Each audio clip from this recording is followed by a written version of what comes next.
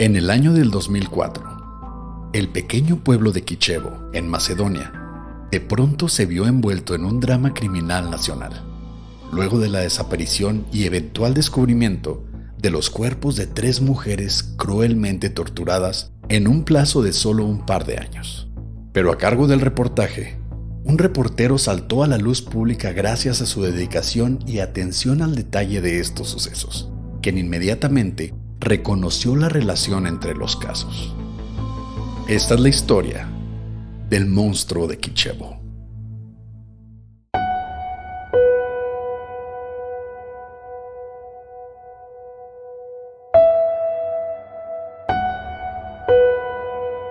Hola, ¿qué tal amigos de Señales Podcast? Soy Jordi Rosado, espero que estén muy bien, les mando muy buena vibra y ojalá que puedan escuchar también nuestro podcast con Marta Gareda que se llama De Todo Un Mucho, y por lo pronto quédense en Señales Podcast y manden señales porque arrancamos.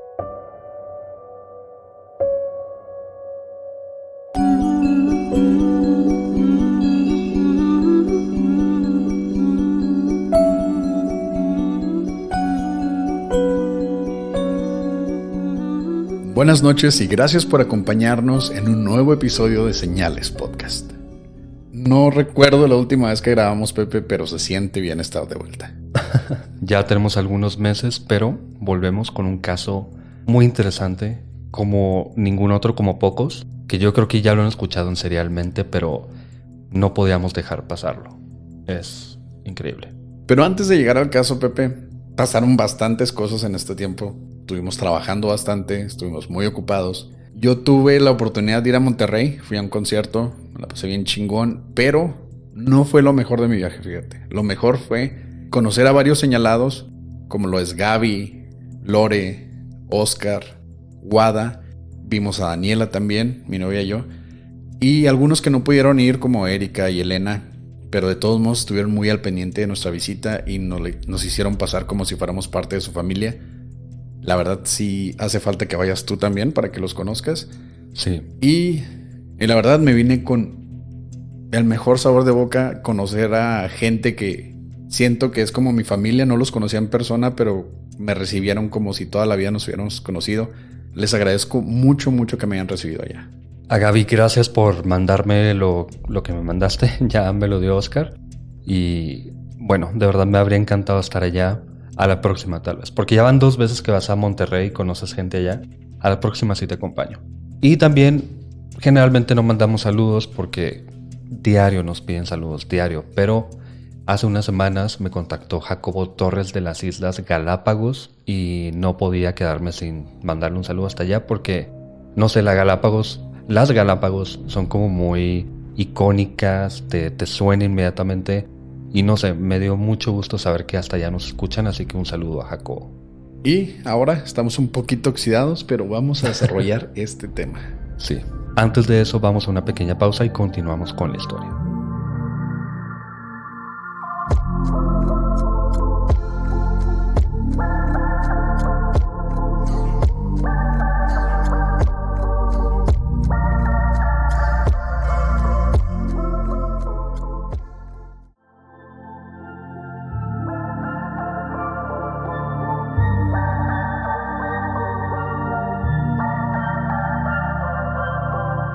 Esta es la historia del monstruo de Kichevo.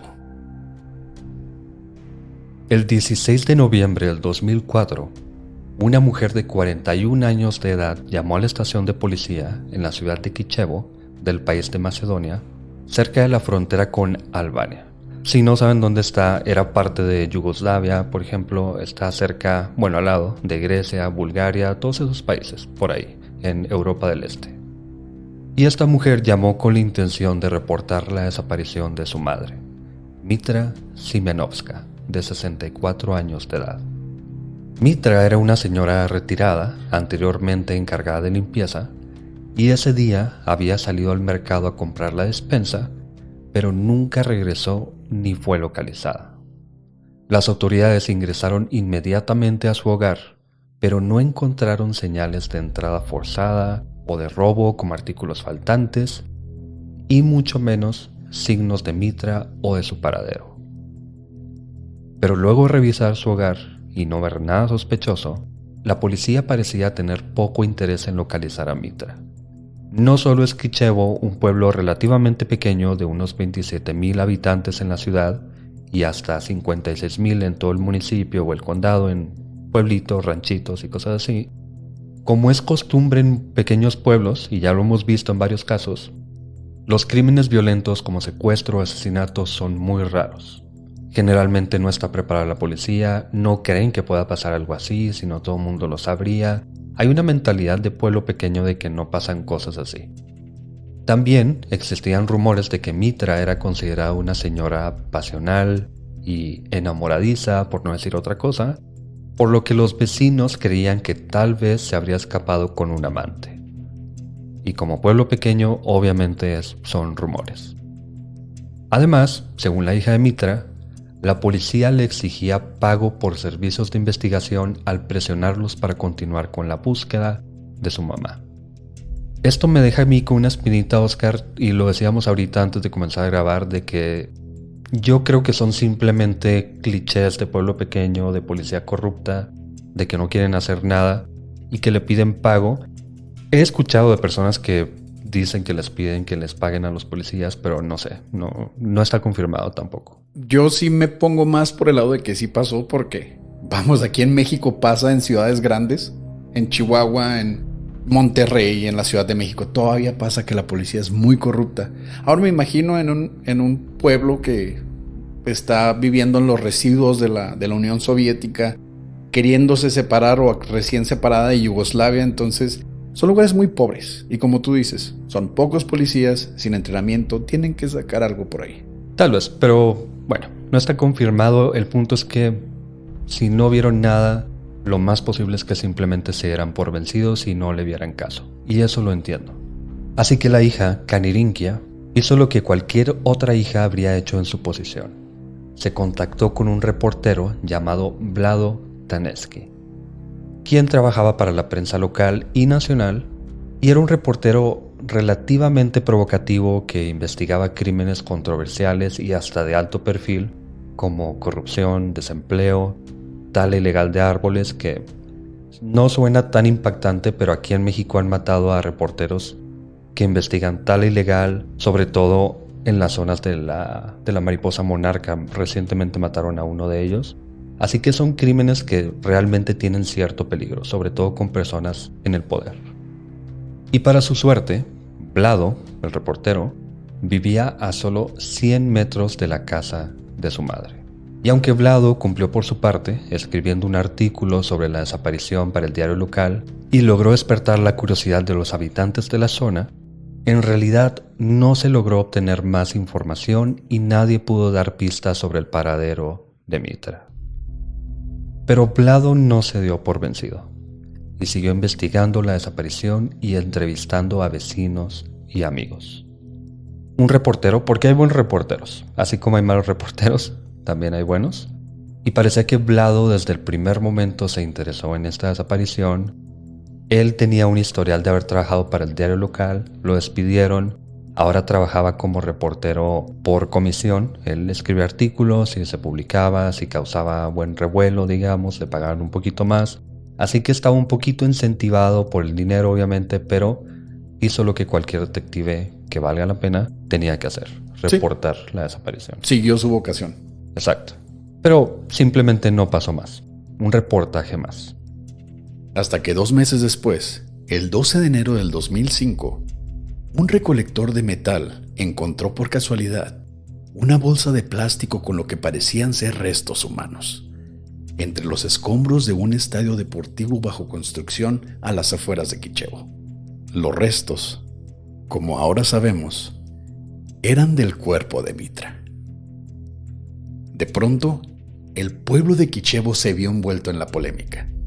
Y como pasa en lugares así de pequeños, la policía local se vio presionada a encontrar a él o los culpables, sin tener la experiencia o los recursos necesarios como los tendría un departamento más grande. Pero por suerte para ellos, ya tenían bajo investigación y detención a 2 personas. Igor Mirshevsky y Ante Ritersky, ambos en sus 20s, estaban detenidos por haber entrado a la casa de un viejito pensionado llamado Rastislav Bosonovsky, a quien torturaron insertando varios objetos en su ano, quemaron su miembro y testículos con unas pinzas calientes y al final lo mataron. Pero misteriosamente, durante el juicio, ambos acusados negaron totalmente su participación en la desaparición y asesinato de Mitra, aunque aceptaron haber matado al pensionado. Esto está bastante raro.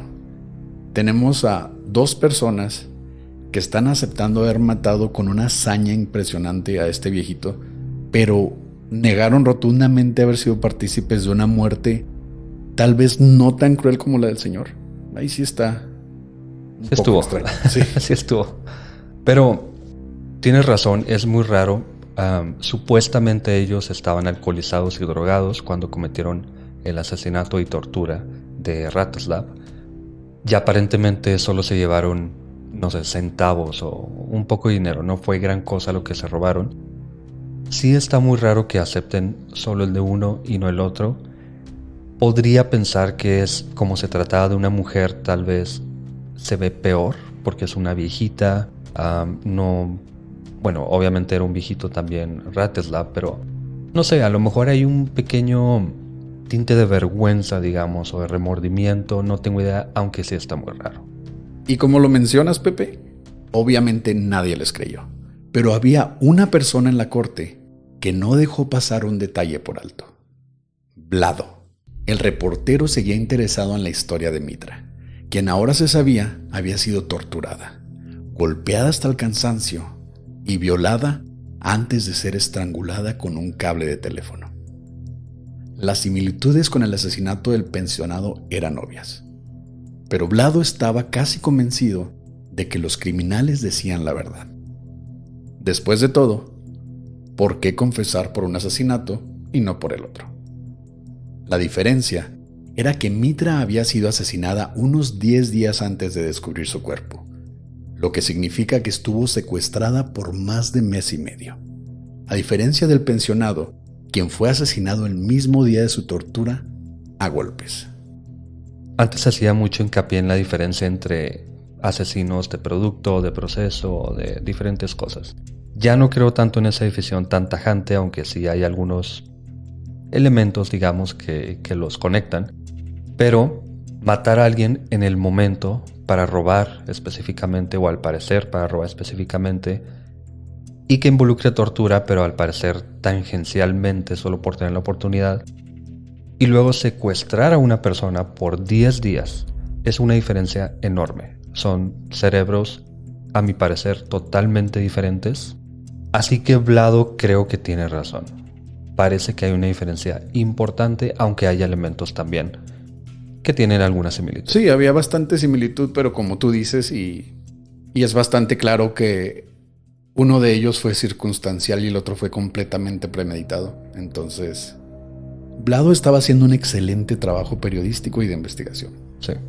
Pero, claro que esto no hizo diferencia alguna. Aun cuando Igor y Ante dijeron haber confesado bajo presión, luego de ser torturados por las autoridades, de todos modos fueron sentenciados por ambos asesinatos y pasarían el resto de sus vidas en la cárcel.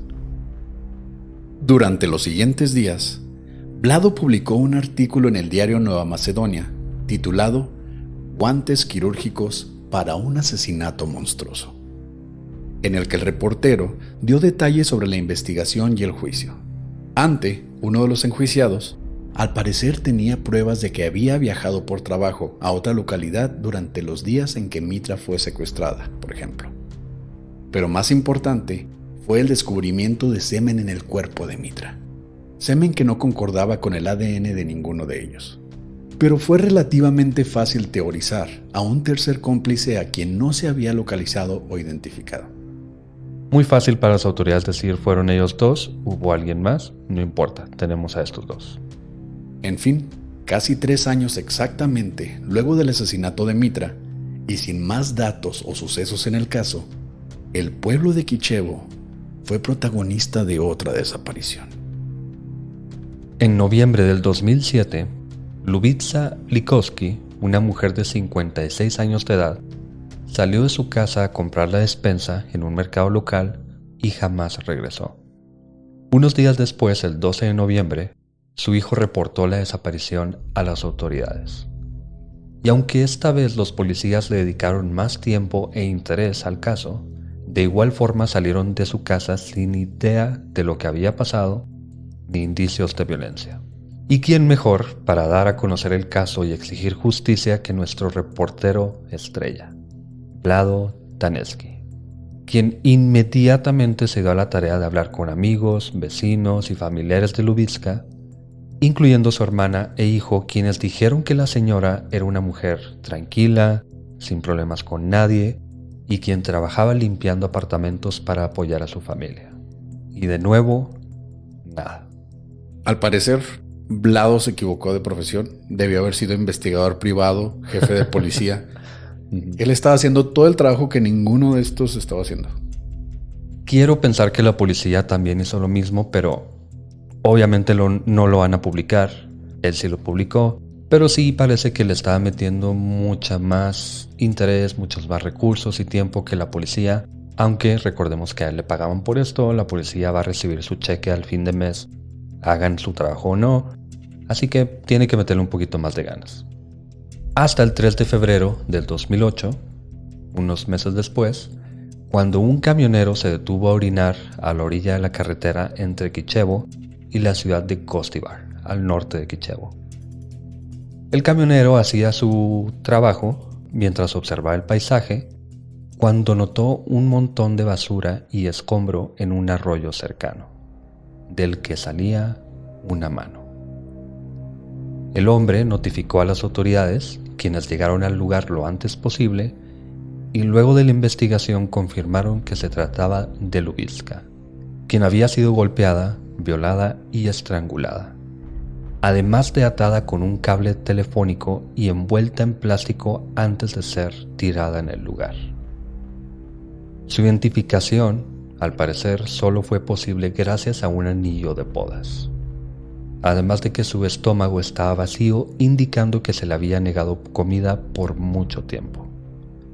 Y de nuevo, su cuerpo indicaba haber sido asesinada solo unos días antes, así que estuvo secuestrada y no se le dio de comer y torturada por casi 3 meses. Solo unos días después, el 6 de febrero, Vlado publicó un artículo en el Heraldo Matutino de Macedonia en el que cuestionaba la similitud de ambos asesinatos, aunque también propuso la posibilidad de un accidente de tráfico en el que el responsable aprovechó la oportunidad de huir, luego de ocultar el cuerpo para evitar responder por el cadáver. Bueno, es que entiendo si atropellas a alguien y quieres huir, pero eso cómo explica que haya sido violada, torturada, amarrada con un cable, y aparte, pues era claro que no había comido por meses. Fue torturada esta mujer. Si él lo propuso, no tengo idea si los policías o las autoridades intentaron callarlo un poquito, es posible, no sé. Yo recuerdo mucho a un profesor de derecho que tuve en la preparatoria que creo que la primera o segunda clase que tuvimos con él nos dijo: si atropellan a alguien a media carretera, es de noche digamos, tienen que llamar a las autoridades, pero si están seguros de que nadie los vio, se van. Obviamente como abogado te está dando el mejor consejo que pueda darte un abogado, que no te involucres inmediatamente. Obviamente intentes que rescaten a la persona, pero que te vayas. Yo creo que eso fue lo primero que pensó Vlado, que puede ser, es en una carretera, quién sabe cómo llegó hasta ahí la señora, pero es posible. Pero tienes razón, no tiene nada que ver con que la violen, la torturen, la maten de hambre básicamente, y está envuelta en plástico. Señales Podcast no aprueba ningún tipo de asesinato circunstancial o imprudencial. Háganse responsables de sus actos, no manejen tomados ni cansados. No dejen a nadie en la calle después de atropellarlo. Tu profe debería estar en la cárcel. Bueno, ya sabemos que eres un habitante ejemplar. No, tengo seguro, güey. O sea, en caso de que atropelles a alguien, el seguro se hace cargo, güey. Bueno, en fin, la encontraron y claro, los supuestos responsables, Igor y Ante, de los asesinatos anteriores, estaban encarcelados, por lo que era imposible que fuesen ellos los responsables por este asesinato. Así que si la policía había atrapado a los responsables, digamos, del asesinato de la mujer anterior, de Mitra, ya no tiene sentido. Sí, ahí se acababa. No podías encontrar a otra persona asesinada bajo las mismas circunstancias porque eso diría que no tienes a los culpables. Pero solo unos meses después, el 7 de mayo del Mi cumpleaños, güey. Mira, qué suave. Yo sé que estamos hablando de una mujer. Bueno, vamos a saber los detalles ahorita. Yo sé que es un crimen, pero es mi cumpleaños, güey. Tenía que decirlo. Tú harías lo mismo, no me pongas esa cara, Oscar. Pero ninguno de los asesinatos de los que hemos hablado han caído en mi cumpleaños. Bueno, pero tú harías lo mismo. Pero solo unos meses después, el 7 de mayo, el cumpleaños de Pepe, pero del año 2008, una mujer de 65 años llamada Sivana Temelkoska recibió una llamada, aparentemente de un amigo o conocido, quien le dijo que escuchó el nombre de su hijo en las noticias del Canal 77 por la radio. Según la llamada, su hijo había estado involucrado en un accidente de tráfico y se encontraba delicado en el hospital local. Sivana entonces salió corriendo hacia el hospital, mientras sus vecinos intentaban preguntarle qué era lo que pasaba. Pero su desesperación fue incontenible y no pudo más que dar algunas respuestas cortas antes de irse. Pero unas horas más tarde, el hijo de Sivana llegó a casa en donde esperaba ver a su madre, quien obviamente no estaba por ningún lugar. Y luego de unas horas más, después de hablar con los vecinos, el joven descubrió que su madre había desaparecido luego de ser engañada con el supuesto accidente, por lo que él contactó a las autoridades. Como ya es costumbre, la señora, también trabajadora de limpieza, no pudo ser encontrada. Peor aún, al día siguiente, el joven llamó al teléfono de su madre temprano por la mañana y obtuvo respuesta.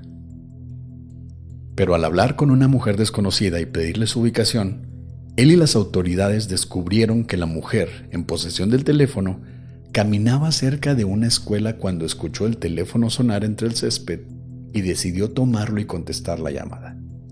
Esto se me hace muy raro. Yo no contestaría un teléfono tirado. Yo sí, inmediatamente me ganaría la curiosidad. No tienes idea. No tanto por entregarlo, ¿verdad? Nomás querría saber quién marca. ¿Qué pasó? Ah, se perdió alguien. Bueno.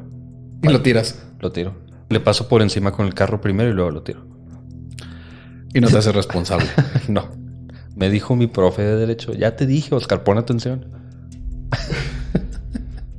Bueno, por suerte, esta mujer que pasaba por ahí no pensaba igual que tú y ella les dijo a las autoridades dónde se encontraban, para lo que las autoridades pensaron que el teléfono fue aventado de un carro en movimiento que pasaba por el lugar, confirmando que Sivana había sido secuestrada, aunque no tenían idea del momento en que pasó esto. Sí, era obvio. Tú, bueno, a menos de que estés pasando por un momento muy raro, como por ejemplo Elisa Lam, que se subió y se suicidó básicamente en una cisterna. No veía fantasmas, no la estaba persiguiendo nadie. Se suicidó en una cisterna que estaba cerrada por fuera. Se puede cerrar por dentro, Oscar. Pero estaba cerrada por fuera. No está cerrada por fuera. Escuchen el episodio del Hotel Cecil y nos dan su teoría. Bueno, ya dejen de pensar que algo le pasaba a Elisa Lam, además de tener un episodio psicótico. En fin, obviamente no tiras tu teléfono por el carro. Ella no tenía carro, salió corriendo, primero que nada. Segundo, era obvio que estaba secuestrada. Querían deshacerse del teléfono y punto. No sabemos si las personas anteriores tenían teléfono. Probablemente esto lo hizo el responsable para evitar que triangularan la posición del celular. Quién sabe si tendrían esa tecnología los policías o no sé. Pero obviamente fue para deshacerse del celular. Yo no creo que hayan tenido esa tecnología, lo veo más como para que ella no pudiera librarse de alguna manera y usarlo para contactar a las autoridades. También. Pero de alguna manera sí, tenían que deshacerse de él, eso era obvio. Pero esta vez, a diferencia de los casos pasados, solo pasarían unos días antes de saber sobre Sivana. Pues el 16 de mayo, solo 9 días después, una persona caminaba cerca del estadio de fútbol, donde dio con el cuerpo de la mujer entre un montón de basura. De nuevo, envuelta en una bolsa de plástico, brutalmente torturada, violada y estrangulada con una línea telefónica. aunque extrañamente, ella tenía puesta una bata verde, a diferencia de las anteriores víctimas, quienes fueron encontradas prácticamente desnudas. Hay algunas cosas que hay que aclarar. Como es un caso de Macedonia, tuve que utilizar un traductor, por ejemplo, para leer un artículo. No hay muchos videos de fuentes primarias. Hay mucha información que no concuerda una con otra. Por ejemplo, hay una versión de que Silvana recibió esta llamada de un amigo o amiga, le dijo que escuchó la noticia y ella salió corriendo.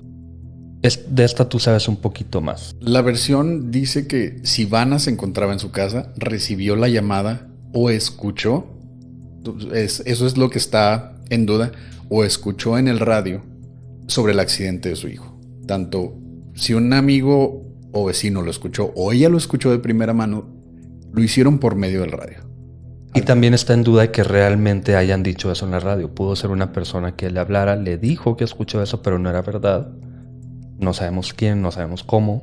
Pero la versión que yo escuché de que ella estaba fuera de su casa, barriendo o platicando con alguien, no sé. De pronto llegaron 2 personas en un carro, le dijeron sobre el accidente y ella se subió al carro. Aparentemente le ofrecieron llevarla al hospital con su hijo. Quién sabe, 2 personas se la llevaron. Hay versiones diferentes, así que no sabemos exactamente cómo, no sabemos si la radio dio esta noticia, no sabemos muchas cosas. Se pierde bastante en la traducción y como tú dices, no hay medios oficiales que ahonden mucho en el tema y creo que nos vamos a dar... Hay una versión. Y nos vamos a dar cuenta más tarde de cuál es. Solo que esta vez, el asesino parecía querer mandar un mensaje a la población en general.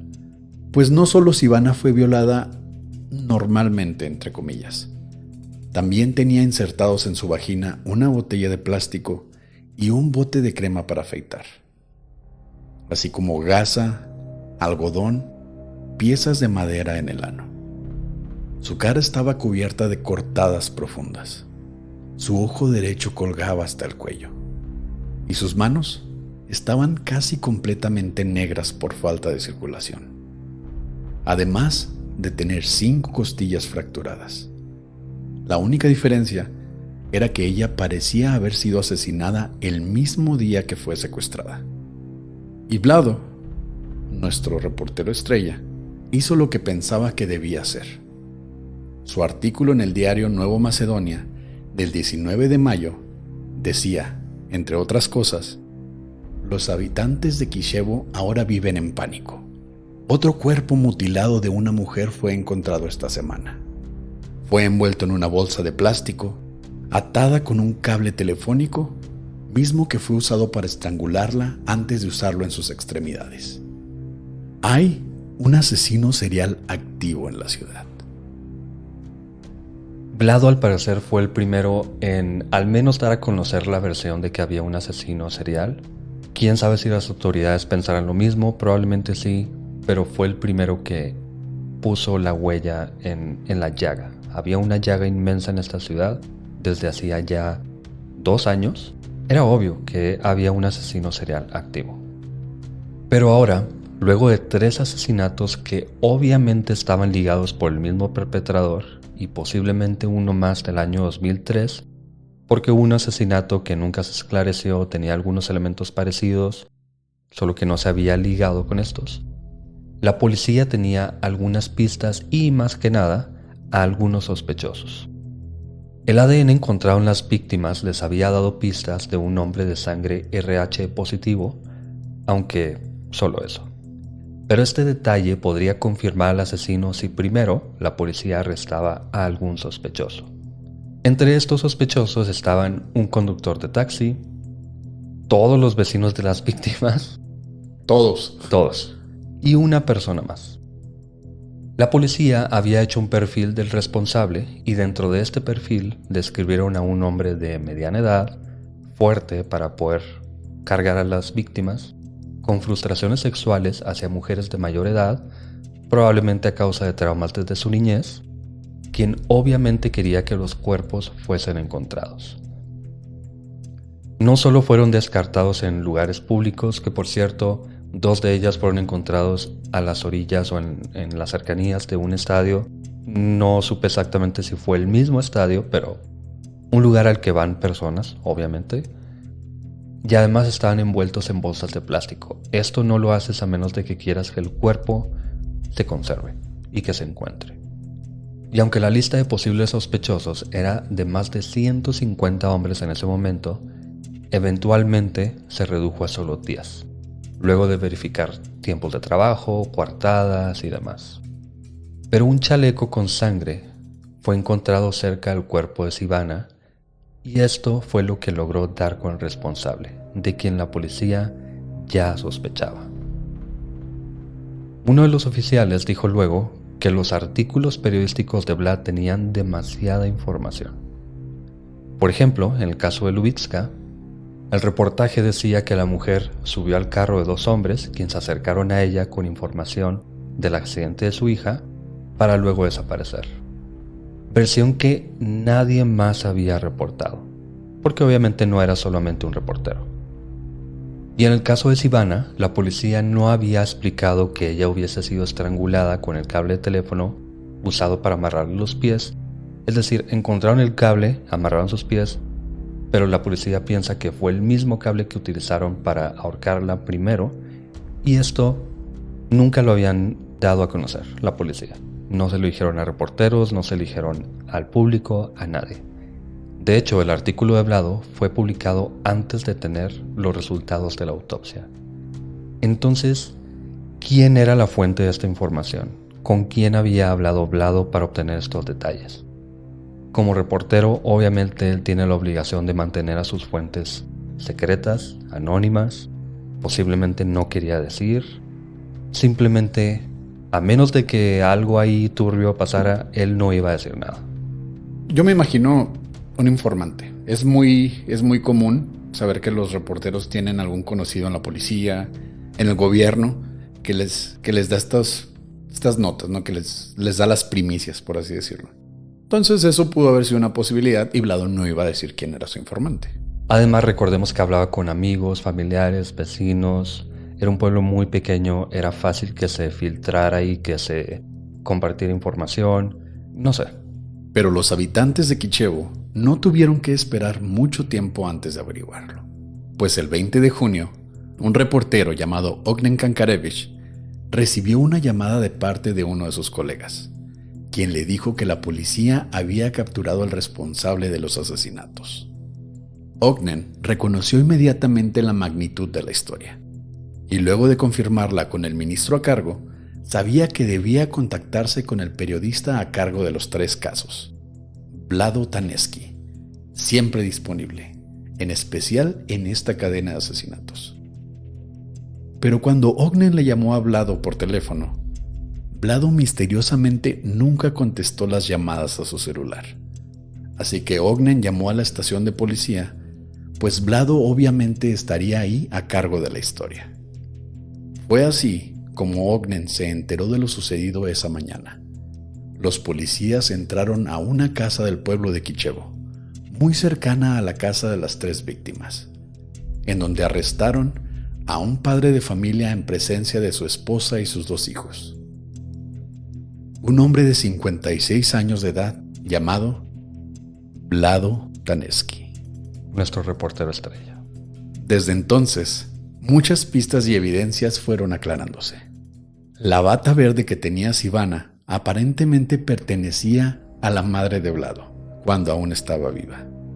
Los policías luego supusieron que él las vestía con prendas de su madre antes de violarlas y matarlas. Además, la sangre en el chaleco encontrado cerca de Sivana pertenecía a Vlado, así como varios cabellos encontrados en los 3 cuerpos. Y claro, el ADN del semen provenía de él. Demasiada coincidencia.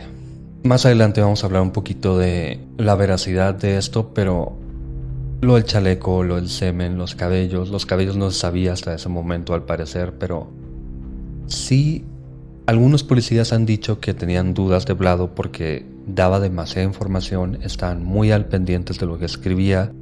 Sí era un poco sospechoso que tuviese tanta información que no daban a la prensa o que simplemente ni ellos sabían sin esperar primero la autopsia. Ya tenían un poquito de sospechas de Vlado, pero es que era la coartada perfecta. estar escribiendo del asesinato que tú mismo estás cometiendo, es demasiada coincidencia. Y todavía darte la tarea de hacerlo ver tan real que les preguntas a todos, ¿ayudas a las familias de las víctimas? Eso específicamente, él era el que estaba a cargo de dar a conocer estos casos, de que la policía estuviese interesada, que el público exigiese respuestas. Él fue el primero que dijo que era un asesinato, o eran unos asesinatos monstruosos. Él fue el primero que dijo que había un asesino serial. Él puso en cuestionamiento a Ante e Igor también, que no habían sido responsables. Como dijo uno de los policías, parece que quería ser encontrado. No solo los cuerpos, parece que él quería ser encontrado también. ¿Por qué? ¿Quién sabe? Pero Vlad nunca confesó nada. Lo que diría mi profe de Derecho. De hecho, su esposa dijo haber hablado con él, quien decía que buscaría un abogado para probar su inocencia, y le aseguró que la policía no lo torturaba ni lo obligaban a nada.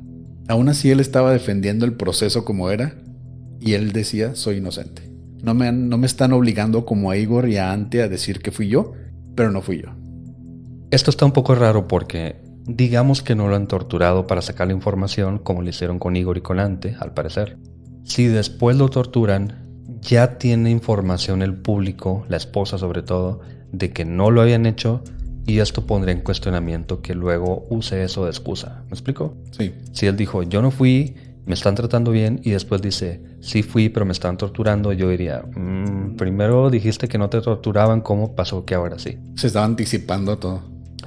Sí, pero se estaba anticipando incorrectamente. Yo creo que para otra cosa.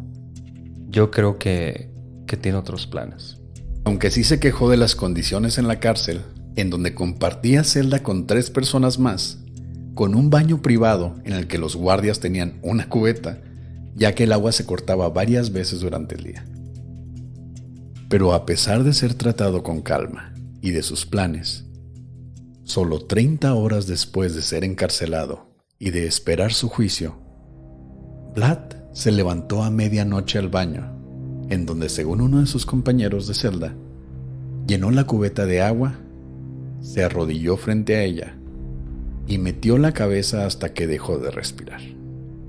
El compañero de celda intentó reanimarlo con maniobras de resucitación, así como uno de los guardias que fue alertado de lo sucedido. Pero fue imposible rescatar al hombre de 56 años. Vlad Daneski se había suicidado a la 1:50 de la mañana del viernes 23 de junio del 2008.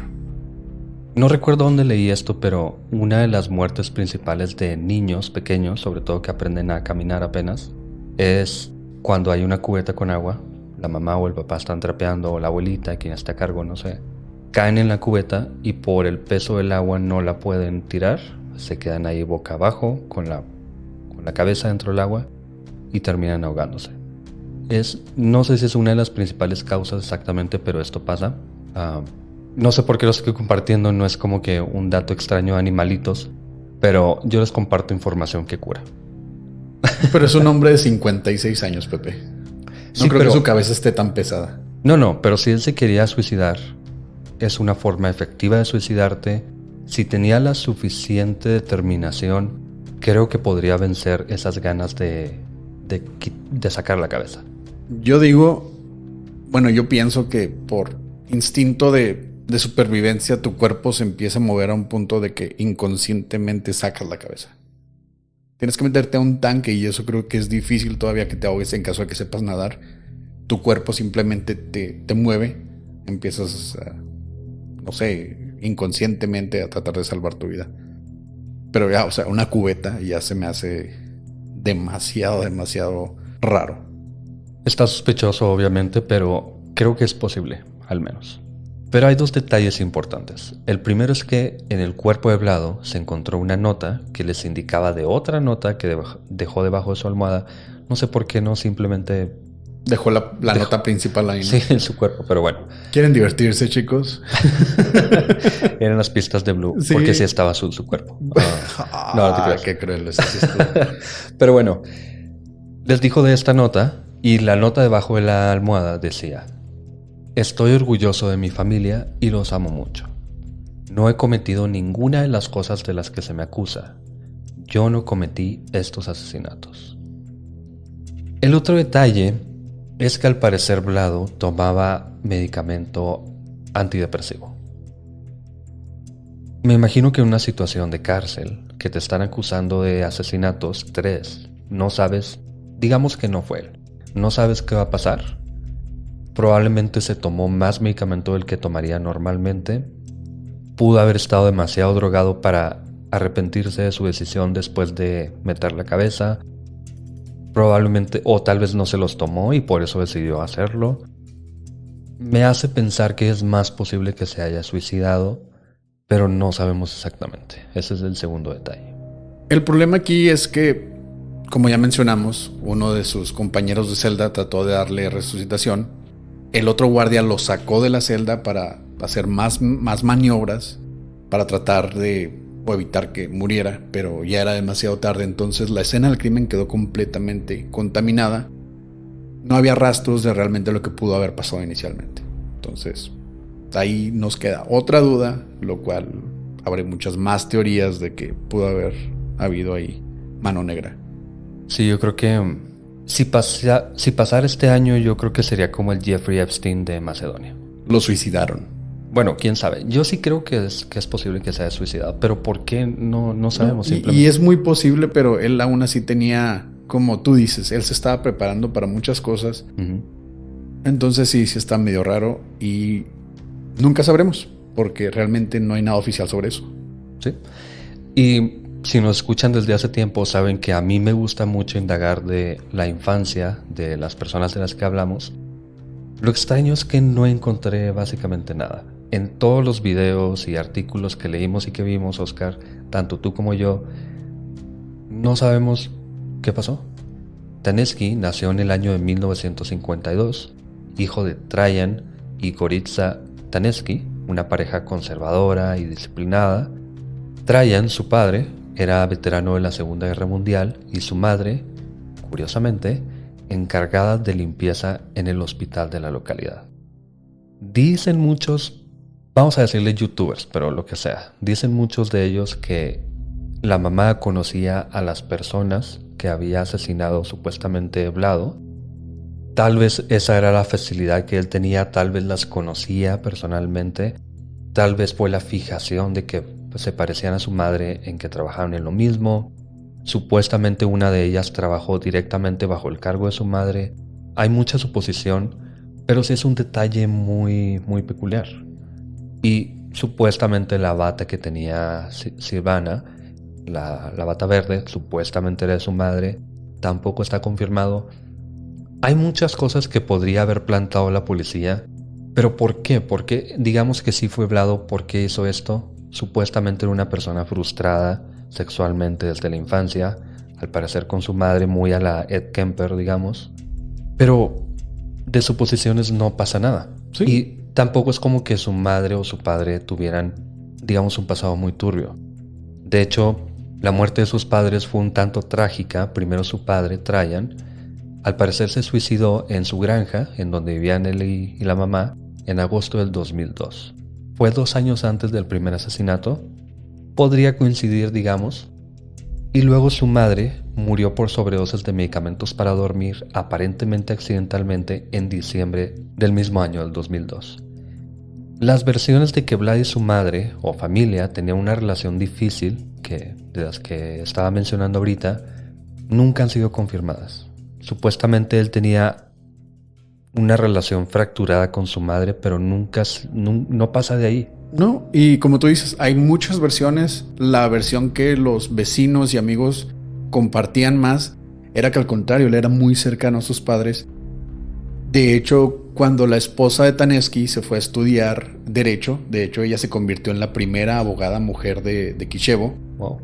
Ella se estaba haciendo cargo de la casa. Taneski, como él era un reportero, como mencionamos al principio, que fue despedido y luego empezó a trabajar por comisiones, él se estaba haciendo cargo de su casa. Sus papás lo ayudaban con dinero. Una vez que mueren sus padres, él empieza a batallar por dinero, entonces empieza a escribir más y más. Empieza a hacer sus propias noticias. Empieza a fabricar noticias para poder cuidar a sus hijos. Generalmente esto de la frustración sexual va muy ligado a que no pueden tener sexo con su pareja, no pueden tener erecciones, no tienen líbido. Esto no se menciona en ninguna parte de la vida de Taneski. Tenía 2 hijos, los cuales concibieron al parecer normalmente, porque no hay una nota, porque siempre hay esa nota donde se decía, no, es que este güey se le paraba con gatos muertos o algo así. Entonces no, era relativamente una persona normal. Entonces, como tú dices, no lo podemos relacionar con, creo que ninguno de los asesinos en serie de los que hemos hablado, que como tú dices, y por eso haces mucho hincapié en sus infancias o algún golpe o algo así, Taneski no pasó por eso. Entonces, o al menos no sabemos que haya pasado por eso. Entonces sí nos abre más la sospecha de que los suicidaron en la cárcel, plantaron evidencias, nos encargamos de que ya no hay asesinos seriales, la policía hizo su trabajo y todos felices. Lo extraño es que no volvió a pasar. Y si el asesino realmente quería ser encontrado, lo volvería a hacer. Eso también. Desgraciadamente, en esas zonas, bueno, en ese lugar del mundo y en estos momentos también, no se puede juzgar a una persona que ya falleció. Y eso nos da... ¿Cómo desgraciadamente? Qué bueno, no, pero... Pero eso no... Bueno, digo desgraciadamente para los hijos de las víctimas, okay, sí. Pero eso nos da la teoría más sólida de por qué lo pudo haber hecho y por qué sí se pudo haber suicidado. Eso, si él hubiera resultado culpable, que era lo más seguro con las evidencias que posiblemente tenía la autoridad, esto nos habría podido decir que Taneski era culpable, su esposa y sus hijos habrían pasado vergüenza. Bueno, la policía ya había publicado lo del RH positivo, dieron a conocer que había sido... Pero sin una sentencia oficial, su familia quedaba, por ejemplo, excluida de la vergüenza de sí, tu esposo fue sentenciado por estos asesinatos. Pero ambos sabemos que eso no hace falta. Si los medios condenan a alguien, aunque se le libere, todo el mundo piensa que son culpables. Él era los medios. Sí, pero... él mismo fue el que presionaba para que se diera con la identidad del asesino serial. Irónicamente terminó siendo él. Pero ya la gente se quedó con esta idea de que fue él. Porque yo creo que en ninguno de los artículos que leí ponen mucha duda, digamos, en la versión oficial. Algunos lo mencionan un poquito nada más. Sobre todo porque como que no hay razón, no hay causa. Pero la mayoría sí piensan que fue él. Y ahora sí, desgraciadamente, para nosotros, es que nunca sabremos la verdad. Gracias por escuchar Señales Podcast. Buenas noches.